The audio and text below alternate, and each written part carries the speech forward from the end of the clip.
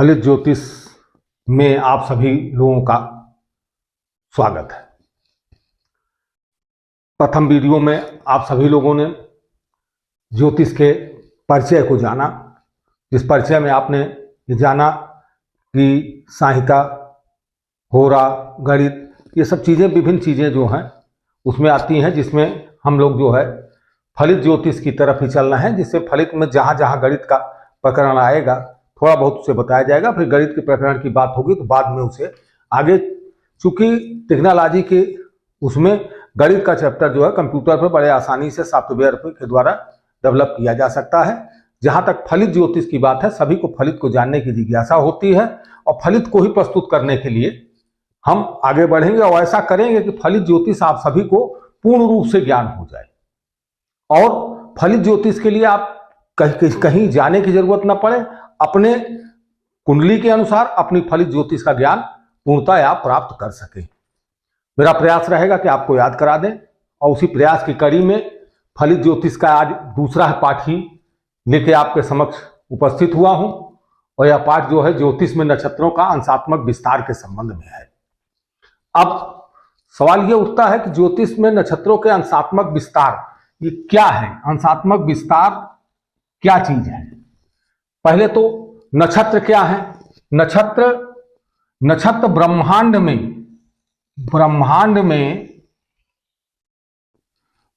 में जो तारों का समूह है और उन्हीं समूहों को, तारों के समूह को 27 भागों में विभाजित किया जाता है, ब्रह्मांड में रखा जाता है। उन्हीं ब्रह्मांड में रखे जाने पे तारों के समूह को ही हम एक नक्षत्र के रूप में देखते हैं, जो 27 भागों में पूरे ब्रह्मांड को विभाजित करता है। नक्षत्र का विभाजन कैसे होता है कि ये एक ब्रह्मांड है, ब्रह्मांड में ये पृथ्वी है और पृथ्वी, मान लीजिए ये पृथ्वी है और पृथ्वी पे ही एक ब्रह्मांड का जो डायामीटर होता है वो इस प्रकार से होता है। यह पूरा, और यह पूरा जो ब्रह्मांड का ये डायामीटर होता है ये आधा 180 डिग्री और ये जो है पूरा 180 डिग्री और ये पूरा जो ब्रह्मांड का ये गोला होता है ये 360 डिग्री का होता है। अब इसी 360 डिग्री में नक्षत्रों को बांटा जाता है। नक्षत्र क्या है? नक्षत्र के बारे में, नक्षत्र क्या है?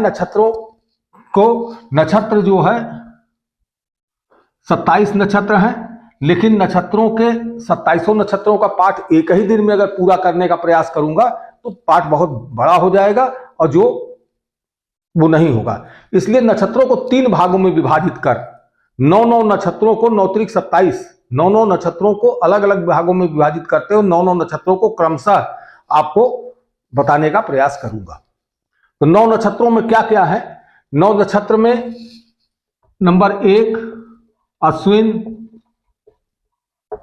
नंबर 2 भरणी, number 3 Kritika, number 4 Rohini, number 5 सिरा, नंबर 6 आद्रा,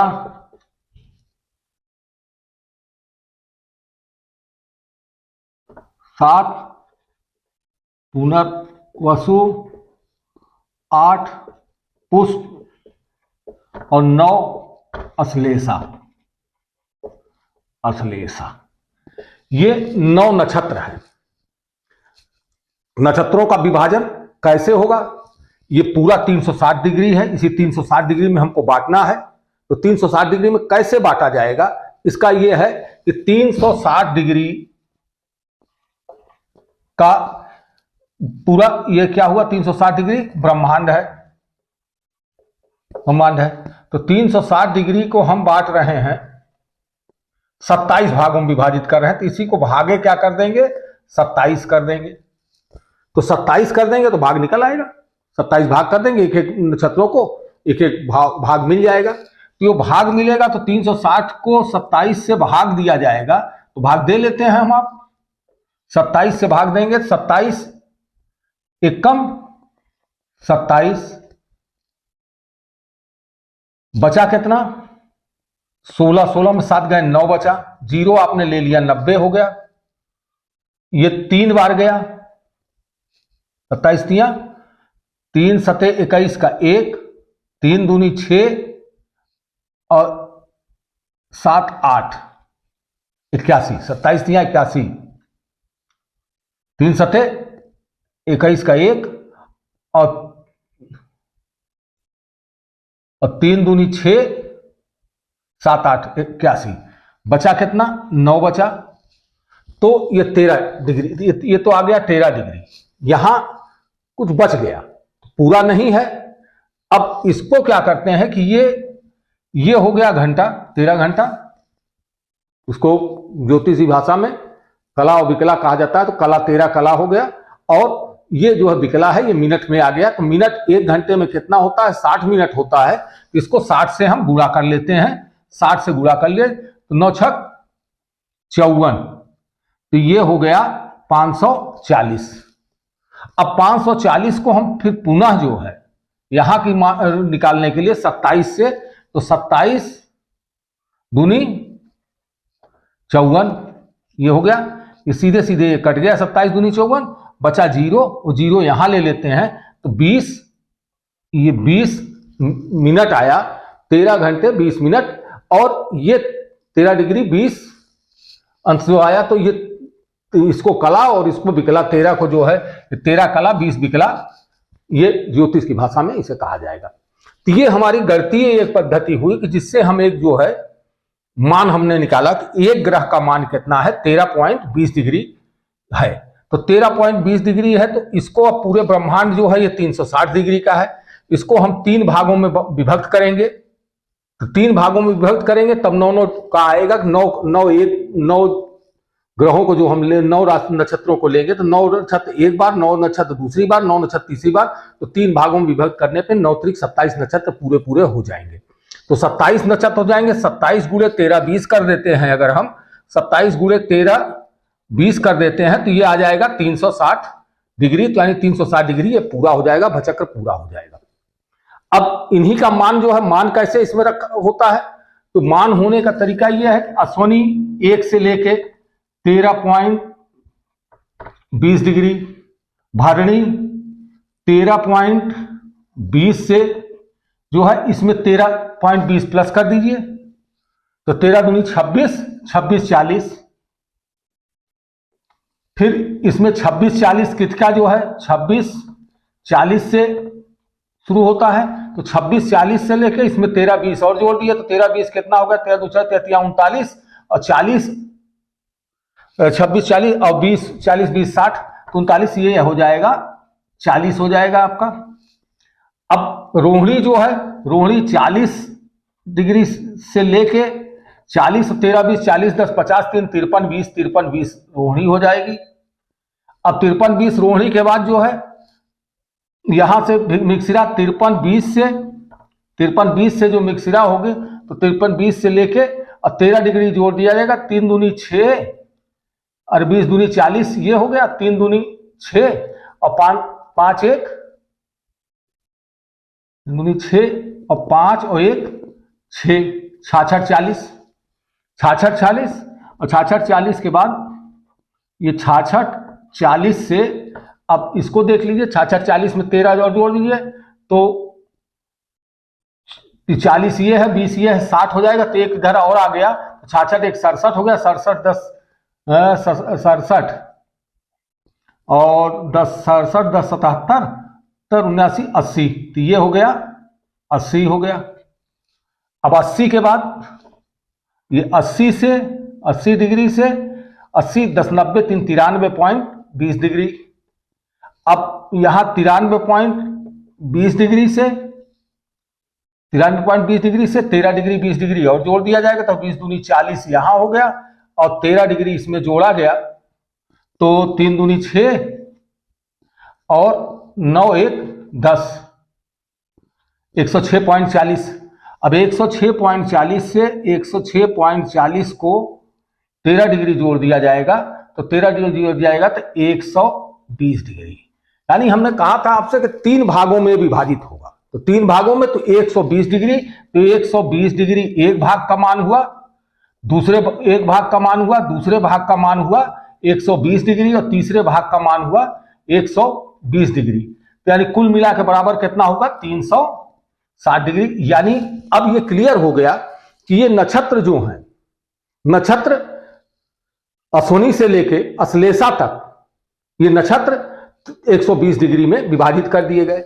अब ये 120 डिग्री में विभाजित कैसे होते हैं ये समझ लीजिए, समझ लेना चाहिए जरा सा कि जैसे मान लीजिए, मानिए आपने कि एक भाग ये 13.20 का भाग हुआ, 13.20 है, तो ये किसका हो गया, ये अश्विनी हो गया। अब दूसरा 13.20 मान लीजिए ये हुआ 13.20 हुआ, तो ये हो गया भरणी हो गया। ये फिर तीसरा भाग हुआ तो मतलब 13.20, तो ये हो गया क्या, कृतिका हो गया, कृतिका हो गया।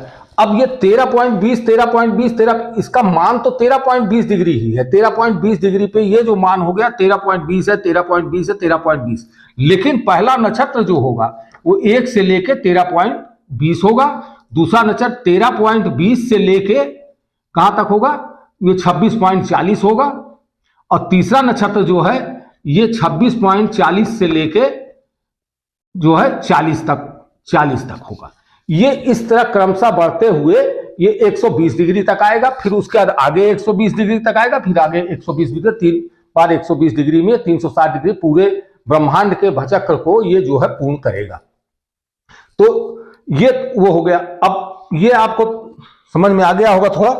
अब इसके आगे हम इसको मिटा देते हैं थोड़ा सा और इसको साफ कर देते हैं। उसके बाद आपको हम अब कुछ चीजें, एक तो नक्षत्रों को संख्यात्मक भी आप याद रखें, क्योंकि आवश्यकता पड़ेगी जब कुंडली में आगे बढ़ेंगे आप, जब पाठों में आगे चलेंगे तो ये इससे नहीं चलेगा कि अश्विनी भरणी कृतिका रोहिणी मृगशिरा आर्द्रा पुनर्वसु पुष्य अश्लेषा, इससे काम नहीं चलेगा। काम किससे चलेगा कि कहीं 5 आता है, 5वां नक्षत्र, तो 5वां नक्षत्र आपको याद होना चाहिए कि 5 संख्या की बात आती है, तो 5 संख्या क्या है, जो है मृगशिरा नक्षत्र है। 9वां नक्षत्र की बात आती है तो 9 नंबर कहीं आता है, दिखाई देता है, तो 9वां नंबर क्या है, नक्षत्र कौन है, अश्लेषा नक्षत्र है। तो नक्षत्रों का ज्ञान। अब इनके कुछ आकृतियां भी होती हैं। जैसे आकृति की बात की जाए तो आकृति जो है ब्रह्मांड में, जो हमने कहा तारामंडल की आकृति है, तो ये घोड़े के मुख के समान है, घोड़े के मुख के समान आकृति अश्विनी की है। भरणी की क्या है,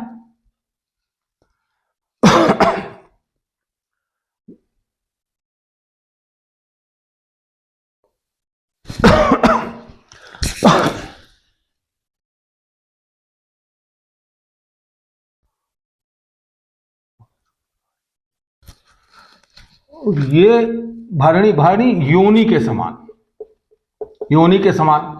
कृतिका छुरे के समान, छुरा मतलब चक्कू समझिए, इसको चक्कू समझ लीजिए। रोहिणी बैलगाड़ी के समान। तो अब आप इस तरह समझ रहे हैं,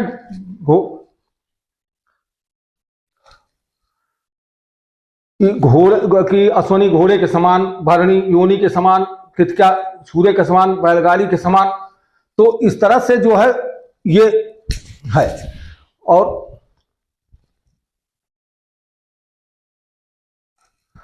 मृगशिरा हिरण का मुख,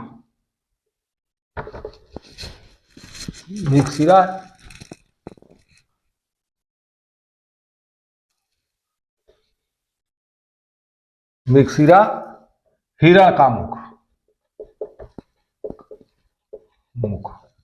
मृगशिरा हिरण का मुख। उसके बाद आर्द्रा मणि पुनर्वसु कोण,